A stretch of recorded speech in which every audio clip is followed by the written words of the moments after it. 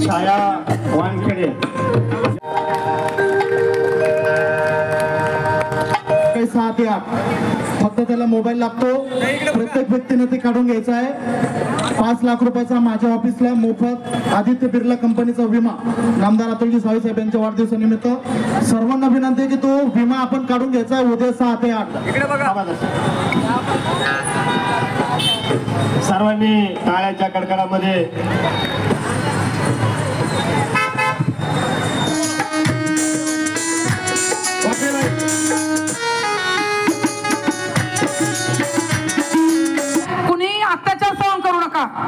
आणि कुणी चुकीचा त्रास सुद्धा देऊ नका, नाही तर घरी जाऊन म्हणशाल दामिनी पथकची मॅडम आल्या, आता तुम्ही धक्का लावून बघा बरं, असं नका करून तर बस ते बंधू येईल मॅडम, कुठे निंबोरे मॅडम, कुठे नागलोद मॅडम, कुठे जाधव मॅडम, शोधत येतील आणि आमचा समाचार घेतील।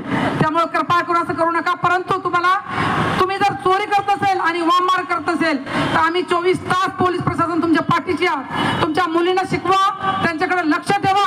मी मुलींना आजकाल एक फंड निघाला बघा, कोचिंग मुलींचा, शाळेचे मित्रमैत्रीण, नातेवाईक मित्रमैत्रीण, कोचिंग क्लास मित्रमैत्रीण, आई वडिलांना बोलणं कमी, परंतु मी मुलींना येणाऱ्या पिढीच्या एक संदेश देईल।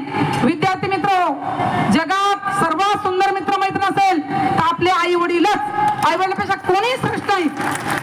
आई वडील खूप हाडाचे काढे करून आपल्याला शिकवतात, खूप कष्ट केले असतात त्यांनी, त्याची जाणीव ठेवा। ज्यावेळेस आमच्याकडे रडत येतात, मॅडम माझ्या मुलांनी मारलं, मी रात्रभर अशा मंदिरात झोपले, अशा कॉलेज मैत्रिणीकडे लपले, मोठ्या प्रमाणावर हा ज्येष्ठ नागरिकांना आवाहन करेल, कोणी घरात काय अडचणी असेल बिलकुल मान्य पोलीस आयुक्त कार्यालयामध्ये आपल्याकडं स्पेशल कक्ष स्थापन झाला आहात, तिथं सुनबाईला, मुलाला, जावाईला काय अडचणी असेल तिथं बोलावून काउन्सिलिंग केली जाते। 2 वेळेस समजली की 3ऱ्या वेळेस त्यांच्यावर कारवाई केली जाते जर नाही ऐकलं तर। मी आणखी एक शेवटचा सांगेल की खूप गंभीर झाले, गंभीर नका हो ना, सर्वच गंभीर झाले, जसं काही मी खूप क्रिटिकल बोलते, क्रिटिकल बोलत नाही, आम्ही पण तुमच्यातलंच एक नागरिक आहोत। मीटिंग झाली तेव्हा की आपण सगळ्या महिलांचा सत्कार करू, पण अचानकच हा माझा सत्कार करण्यात आला, तरी मी सगळ्यांचे धन्यवाद मानते आणि महिला दिनाच्या सर्वांना खूप खूप शुभेच्छा देते। आणि महिला हा दिन का साजरा केला जातो? महिला हा दिन 1975 मध्ये युनोने सांगितलं होतं की 8 मार्च हा महिला दिन साजरा करण्यात यावा।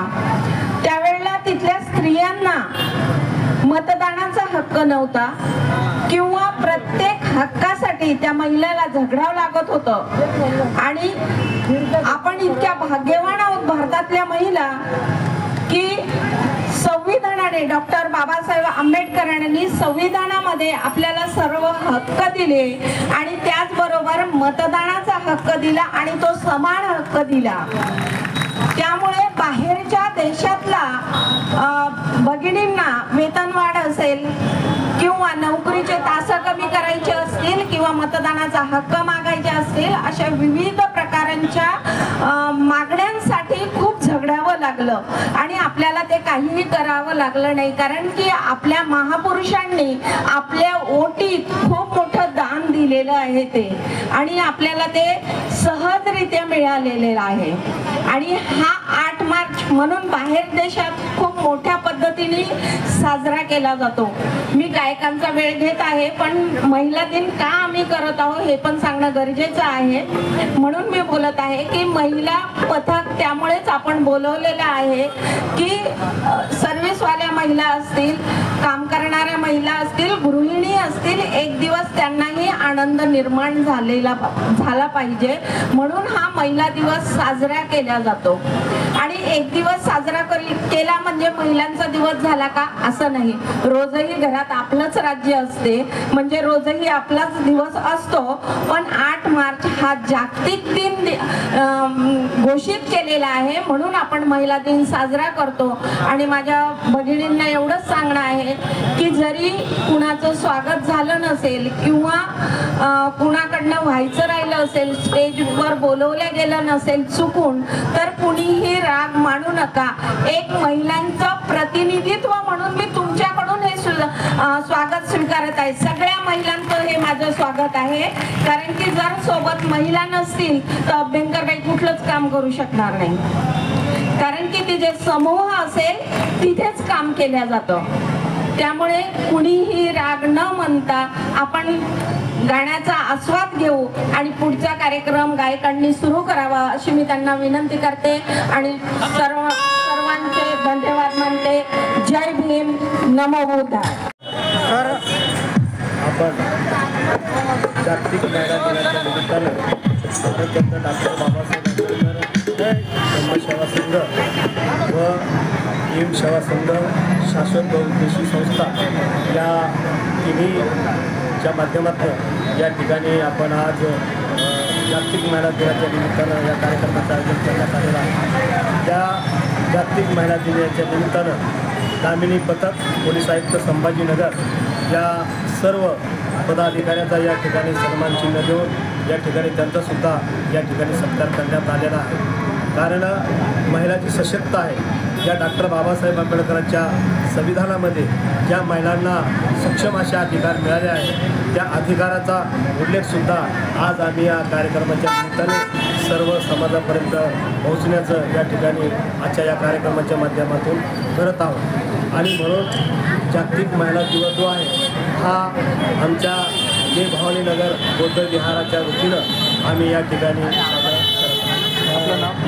गौतम कडोबा पारखे, भारतरत्न डॉक्टर बाबासाहेब आंबेडकर धम्मसेवा संघ सचिव. सर, बौद्ध विहाराच्या वतीने आणखी विविध कार्यक्रम राबवले जातात. यापूर्वी काय काय कार्यक्रम झाले जातात? यापूर्वी माता रमाई यांची जयंतीसुद्धा या ठिकाणी आम्ही साजरी केलेली आहे. माता सावित्रीबाई फुले यांची जयंतीसुद्धा या ठिकाणी विहाराच्या वतीने साजरी केलेली आहे. त्याबरोबर संत गाडगेबाबा यांचीसुद्धा जयंती या ठिकाणी आम्ही साजरी केलेली आहे. सर्व महापुरुषाच्या जयंत्या असतील, पुण्यतिथ्या असतील, हे सर्व उपक्रम आम्ही बौद्ध विहाराच्या माध्यमातून या ठिकाणी आम्ही साजरे करत असतो. हा आमचा मानस आहे. कारण समाजापर्यंत ही फुलेशाह आंबेडकरांची विचारधारा पोहोचली पाहिजे, सर्व महापुरुषाचे विचार पोहोचले पाहिजे. या अनुषंगानं सातत्यानं आमच्या बौद्ध विहारची सर्व कमिटी, सर्व मान्यवर आम्ही या कार्यक्रमाला नेहमी आदित्यानं या ठिकाणी सावध राहून हा कार्यक्रम समाजापर्यंत पोहोचण्याचं काम करत असतो. सर, एक प्रश्न असा होता का शहरामध्ये बौद्ध विहारे उभे राहतात, परंतु उपासक आणि उपासक त्याकडं म्हणजे प्रत्येक वेळेस येतच नाही, तर त्यांना तुम्ही काय आवाहन करणार? मी आजच्या या तुमच्या चॅनलच्या माध्यमातून सर्व औरंगाबाद जिल्ह्यातील 126 बौद्ध विहाराला विनंती करतो आणि अपेक्षा त्यांच्याकडनं व्यक्त करतो. कारण बौद्ध विहारामध्ये काम करत असताना आपण जो कार्यकर्ता आहे त्यांना आपण शिलाचं पालन केलं पाहिजे. समाजाप्रती आपली कृतज्ञता बाळगली पाहिजे. समाजाचं जे इच्छा आहे, समाजाचे जे आकांक्षा अपेक्षा आहे, त्या अपेक्षा पूर्ण करण्यासाठी आपण रात्रंदिवस काम केलं पाहिजे. त्याच्यासाठी शिलाचं महत्त्व, शील जपणं, प्रत्येकाचा मान सन्मान ठेवणं, प्रत्येकाला मान सन्मान देऊन हे काम करून घेणं फार गरजेचं आहे. मी म्हणून कुठल्याही बौद्ध विहारामध्ये काम होऊ शकत नाही आणि म्हणून मला सर्व बौद्ध विहारांना विनंती करायची आहे की सर्व उपासक उपासिका जे आपल्या वस्तीतले उपासक असतात त्या सर्वांचं मन जिंकून आपण धम्म चळवळीला गती देऊ शकतो. एवढंच तुमच्या या अनुषंगाने मी आज या ठिकाणी सांगू. सर, दुसरा एक प्रश्न असा होता का बुद्ध विहारातल्या ज्या कमिट्या आहेत त्या राजकीय अजेंडा राबवतात, म्हणजे त्या पक्षाचं ध्येय धोरण राबवतात, तर तुम्ही त्यांना काय सांगाल? त्यांना मी सांगू इच्छितो की सामाजिक चळवळ ही वेगळी आहे आणि राजकीय चळवळ ही वेगळी आहे. म्हणून ह्या समाजाच्या चळवळीचं काम करत असताना, समाजाचं काम करत असताना आपण राजकीय अजेंडा हा विहाराच्या बाहेर राबवला पाहिजे.